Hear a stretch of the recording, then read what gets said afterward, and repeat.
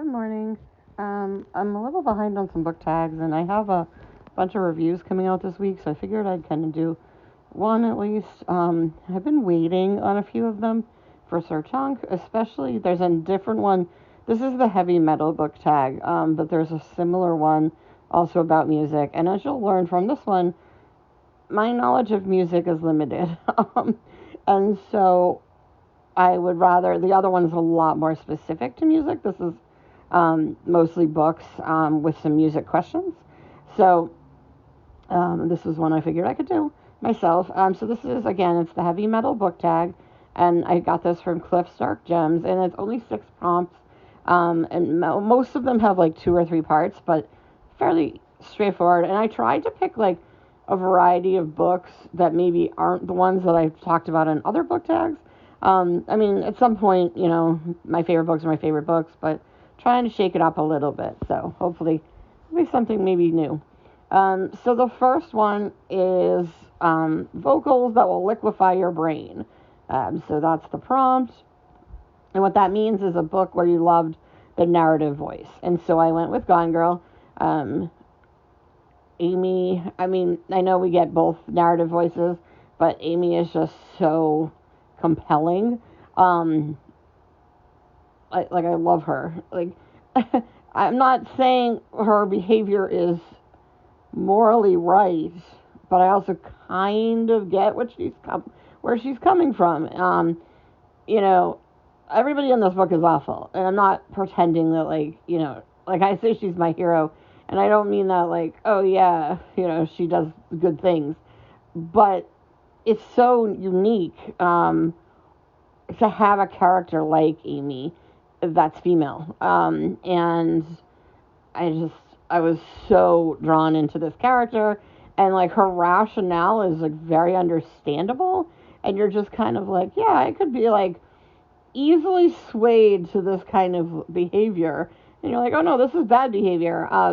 But I feel like there's a ton of stuff like that where you have sympathetic sort of anti-heroes or villains, and in tons of novels, but they're predominantly male, and so it was just really nice to find a character that was just like pretty awful and horrible, but as a female, and you were kind of like, oh wow, this is unique, and also like, women also want revenge and get angry, so it was just, but I liked the take on it, and again, I just found her very compelling. And then it was one of your favorite singers, and so I've talked about Tori Amos before, and Sarah McLachlan, and some of the other like singers. And part of the reason I have problems with this prompt, as you'll see, is that I'm really into kind of like 2 types of music. Well, I guess 3 types that I really like. I like folk, singer, songwriter type stuff. I like punk, and I like like 90s alternative. But the thing with like punk and 90s alternative is I don't really know who plays what instruments. I just kind of am like, yeah, I like this. It sounds good. I'm very, very focused on lyrics in music. And so, I mean, yes, I appreciate when it sounds good. Obviously, I'm not like, I want my song to sound terrible, but as long as the lyrics are good. But I mean, if a song is like technically amazing, and the weird part is I was a music history minor and like music theory, and so I've studied music in depth. I don't find myself drawn to like the sort of instrumental side of music. I'm just really drawn to the lyrical side. Obviously I like poetry, and then music is just kind of adding another sort of element to poetry. But I think, like you can have a song that's like, I guess not that involved or complex musically that I'll really love because I really just like the lyrics. Or you could have a song that's like technically impressive, but if I just like do not connect to it and don't care at all about what's being said, I tend to be less interested in it. So that's kind of my explanation for a lot of these things. But so I wanted to go with a singer that maybe like I haven't mentioned ever, that's unique and that that people maybe not have heard of. And so I went with Dar Williams. And if you haven't heard her, you should check her out. Again, it's folky, singer-songwriter music. So if that's not your thing, you're probably not going to like it. But if you like that kind of music, definitely try to check out Dar. And then number 2 is The Guitars Are Screaming. And so this was a book where a stringed instrument is played, but piano counts. And I had a really hard time with this because I'm sure I've read books, I've definitely read books where like a guy has a guitar, or somebody has a guitar, but I don't remember, because it's not a part of the story. But I do remember in The Perfect Girl, the main character is a piano prodigy. And so I was like, okay, I know that for sure. So this was a pretty good book, and she played the piano. And then favorite guitarist, and one of your favorite guitarists anyway. And again, I don't necessarily know who plays what. I definitely know vocalists, and a lot of that, again, lyrics, the vocals, that's the stuff I really focus on in music. So I went with Kurt Cobain because he's kind of does both. He's got the vocals, obviously writes a lot of songs, and I do actually pick up on some of the guitar work in, I'm not sure how involved Nirvana's guitar work is, and if you're a guitar expert and you're like, wow, he's super simplistic, I don't care. I enjoy listening to Nirvana, and I definitely feel like I've enjoyed the guitar pieces of the songs, where I've noticed them, where normally I don't pay much attention to that. In particular, I think it's Where Did You Sleep Last Night, by Nirvana, and I think there's a good instrumental section that I like. And I don't know, maybe it's the bass, but I think it's the guitar. All right, so then bass. Number 3 is bass crumbles your brain into powder. And so the prompt was a character who is a concussive force.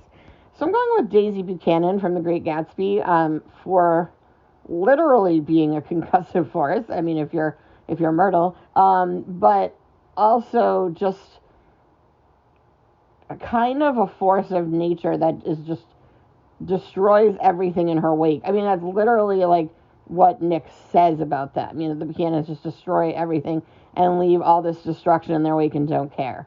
And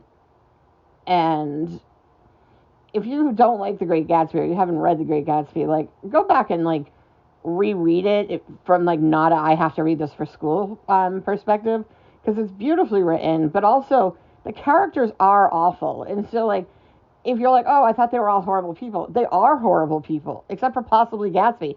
And he's got plenty of flaws, but he's probably the only halfway decent human being, and he's probably the most, I guess, corrupt morally, in terms of social morals. But everybody else is just awful. They're awful people. Daisy, it's why is he even bothering with her? She's so horrible. But it's also compelling, in how awful they are. And also, we've all been there, we've all had our Daisy Buchanan, who's that person that you're this person is absolutely toxic. They're the worst thing that's ever happened in my life. I don't want to know them at all. And yet somehow, you're still compelled to, think about them. And so, I feel like Daisy Buchanan, she's the American dream, obviously, but I think we've all had a Daisy Buchanan person in our lives as well. And then favorite bassist, and honestly, the complete knowledge I have of bass is that a guy I dated in college played the bass, and that's it. That is the extent of my understanding of the difference between guitar and bass guitar. I know they sound different. Pretty sure the guy from Primus plays the bass, the lead singer, but I don't know. And then I know the upright bass, but that's obviously not what they're talking about. So I went with Flea because I went to Rolling Stone and looked up who's good bassists, and I've heard of a lot of them, and I'm oh, I like those bands. But I like Flea because the Red Hot Chili Peppers are pretty good, but I also really like Flea as an actor. Apparently he's been in Star Wars recently, but I always liked him. He was in this very, very old, somewhat obscure at this point, 90s, might have been late 80s, I think it's early 90s though, movie called Suburbia, which is weird and just, made for $7 and just, I don't know, I feel if I watched it now, I'd be what was I thinking? But I loved that movie growing up. That was my favorite movie with my best friend. We used to just watch it all the time. And now I look at it and I'm what were we thinking? That we, it's about these people whose lives are just a total mess. But Yeah, that was our favorite thing. That's what we did all the time. And then number 4, Drums Shake Your Soul. So this is a book with great pacing. And, I'm going to go with the Da Vinci Code because the more I thought about it, like, I remember when I read the Da Vinci Code because it was, like, so huge. Everybody was reading it. And I remember being like, this is really bad, like, in terms of, like, the book. Like, it just isn't that well written. But I also couldn't stop reading it. And I just loved it. And I was, like, flying through it. But then I was like, no, this is bad.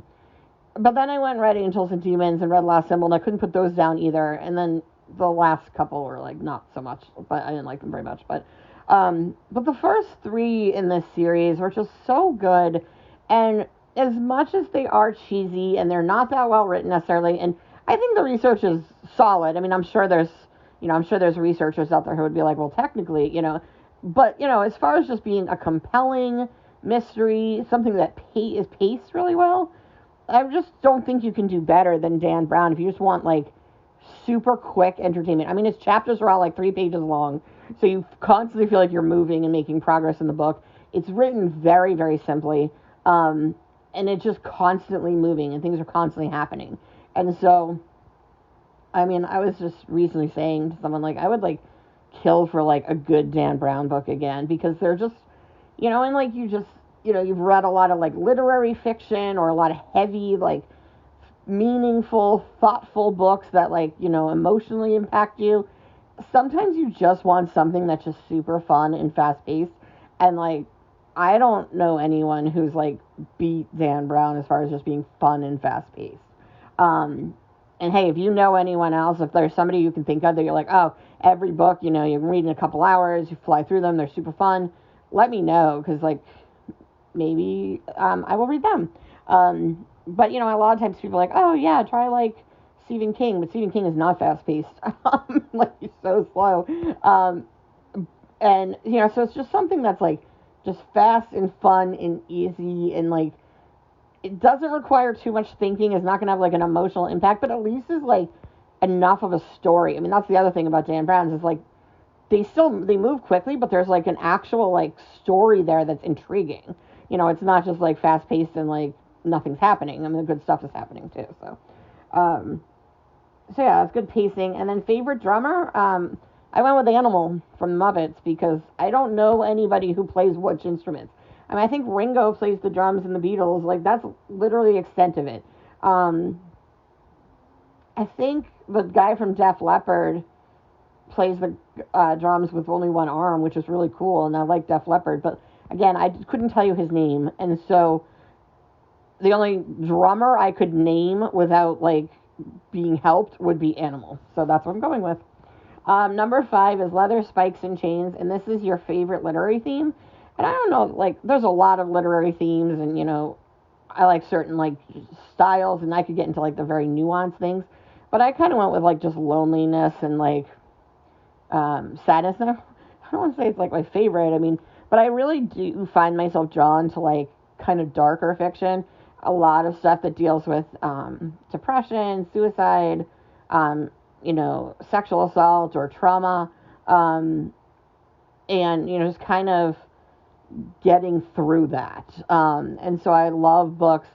I don't want them to be like, oh, look, I have trauma, but then I fell in love and all is well and I've never been sad again. Like, that doesn't work for me. I'm not into, like, romance and, like, suddenly you're not lonely and you've never been depressed because, you found the wrong person. I'm more into, like, I want it to end kind of sad, but, like, with at least maybe a little hope. But I'm okay with it being dark. It could even have no hope. I prefer something that's just a little more authentic, that I connect to personally. But I guess I tend to just read a lot of books about, like, sad things, and that's what I write too. Like, whenever people ask what kind of books I write, I'm like, basically girls who are sad and have sad things happen to them. So, and that's just what I like. So I went with a book that captures this well. I went with Virgin Suicides because, I mean, it's pretty much about as sad girl book as you're going to get. It's a series of sad girls. And I know a lot of people saw this movie, and the movie is really good. The book's great too, and so it definitely, at this point, it's probably been a long time since you've seen the movie, even if you saw it, so go read it if you haven't read it. And then the last prompt is our manager carries a battle axe, and this is just a book that has a great moment where two characters meet. Um, and I went with Frankenstein because I love when Frankenstein and the creature meet up after Frankenstein like acts like a little child and is like, hey, look at how cool I am, and he spends all this time and he's going to create life, and then he creates life and he's like, oh my god, it's ugly, and he runs and hides because he's like such a scumbag. And then this poor creature is like going out and trying to like make his way through life. And then he's like tries so hard to be nice and do all these things, and people are like, oh my god, you're so ugly. It's very, very tragic. But then finally, like, the creature meets up with Victor in like the Alps, um and Victor's just such a baby about it, and like the creature's like, I just don't want to be alone, just make me a creature like companion. And like, and then, I mean, I'm gonna spoil it because it was written like, 200 and something years ago, so if you don't know how it ends, I mean, eh. But then Victor's like, okay, I'll make you the creature. And then he like just all he does is come up with a million excuses not to make the creature and talks himself out of doing it. When like this poor creature has like basically is like, look, you were supposed to be my father. You're supposed to take care of me.